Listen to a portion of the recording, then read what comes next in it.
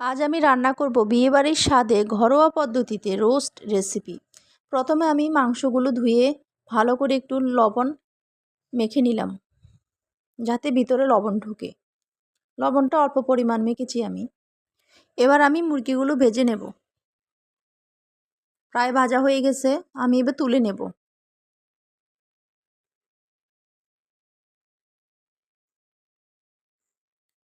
একটা বাটিতে আমি দই 2-3 চামচ নিয়ে ফাটিয়ে নেব।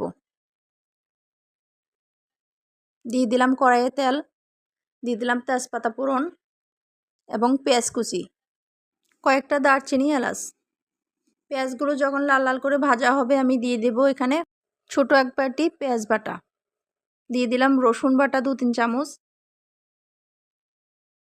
দিয়ে দিলাম 3 চামচ আদা বাটা। দিয়ে দেব কাজু বাদাম বাটা। বাটিটা আমি একটু ধুয়ে দিলাম কাজু বাদামের। দিয়ে দেব স্বাদ মতন লবণ। এবার ভালো করে আমি মশলাটা কষিয়ে নেব। দিয়ে দিলাম রোস্টের মশলা এবং প্রাণ সয়া সস। মশলাটা উপরে যতক্ষণ না তেল উঠছে আমি ভালো করে মশলাটা কষিয়ে নেব।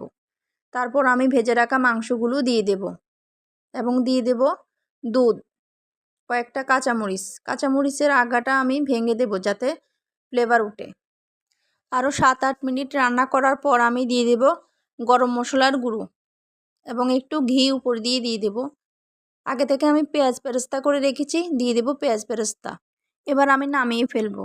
ভালো লাগলে আপনারা ট্রাই করতে পারেন এবং লাইক, কমেন্ট, সাবস্ক্রাইব করে আমার পাশে থাকবেন।